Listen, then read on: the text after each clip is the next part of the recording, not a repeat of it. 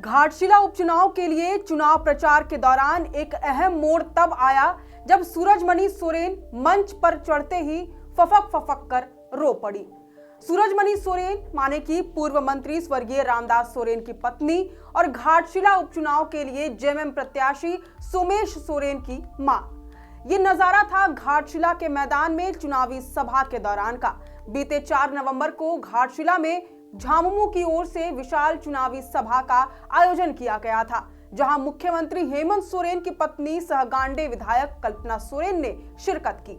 सूरजमणि सोरेन को जब मंच पर आमंत्रित किया गया तब वह बिल्कुल शांत कदमों से पोडियम की ओर जाती हैं।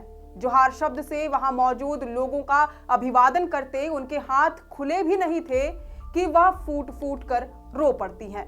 रोती हुई सूरजमणि सोरेन संथाली भाषा में कहती हैं, दिवंगत रामदास सोरेन आप सभी के सेवा में दिन रात लगे रहे, एक दिन भी घर पर उन्होंने आराम नहीं किया। आप सबकी सेवा करते करते ही वह चल बसे। मौके पर मौजूद विधायक कल्पना सोरेन और तमाम जेएमएम नेताओं की ओर इशारा करते हुए सूरजमणि सोरेन लोगों से अपील करती कहती हैं, इन लोगों ने मेरे बेटे को घाटशिला उपचुनाव में पार्टी प्रत्याशी के तौर पर खड़ा किया है। चुनाव में आप सबका आशीर्वाद चाहते हैं, उसके पिता की कुर्सी बचा लीजिए। सूरजमणि सोरेन की आंखों से बहते आंसू देखकर वहीं मौजूद कल्पना सोरेन उनका कंधा थामती हैं और उन्हें ढांढस बंधाती हैं। हालांकि इस पूरे प्रकरण पर लोगों की अलग अलग तरह की प्रतिक्रियाएं आने लगी हैं। कोई इसे मर्माहत कर देने वाला दृश्य करार दे रहा है तो कोई इसे घड़ियाली आंसू कह रहा है। वहीं कुछ लोगों का यह भी कहना है कि लगता है कल्पना सोरेन जी ने टिप्स दिए हैं। दरअसल ऐसा इसलिए कहा जा रहा है क्योंकि झारखंड की हाल की राजनीतिक पृष्ठभूमि में आंसुओं का असर कई बार देखने को मिला है। मुख्यमंत्री हेमंत सोरेन की गिरफ्तारी के बाद जब कल्पना सोरेन ने पहली बार मंच संभाला था तब उनके लबों से ज्यादा उनके आंसू बोले थे। उस भावनात्मक भाषण का असर लोकसभा चुनावों में भी साफ झलका।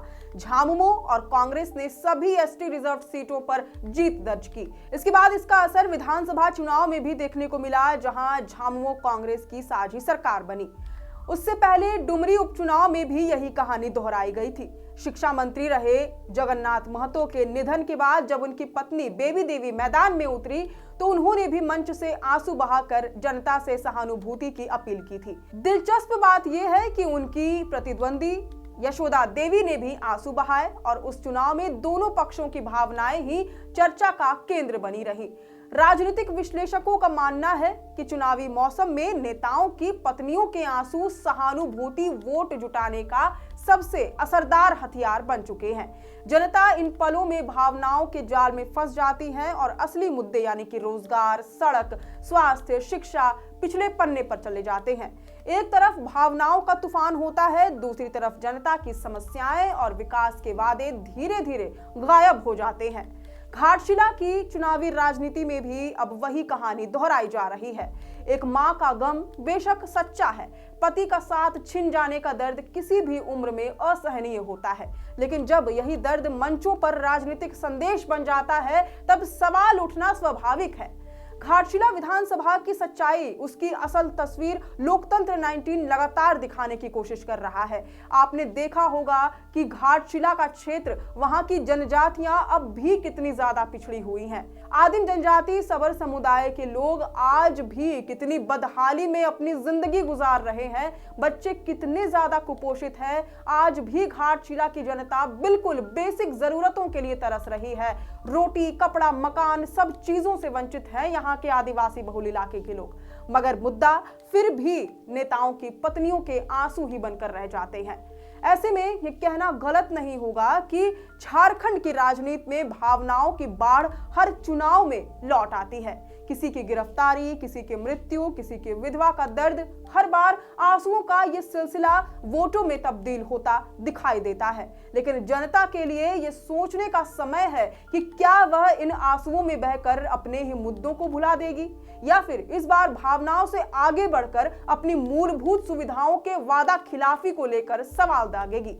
खैर, अब इस पूरी रिपोर्ट पर आपकी क्या राय है, ये हमें कमेंट करके जरूर बताएं। अगर आपको ये पूरी रिपोर्ट पसंद आई हो तो इस वीडियो को जरूर से लाइक और शेयर करें। हमारे चैनल लोकतंत्र 19 को यूट्यूब, फेसबुक, इंस्टाग्राम समेत सभी डिजिटल प्लेटफॉर्म्स पर जरूर से फॉलो करें। फिलहाल लेते हैं अलविदा। जोहार।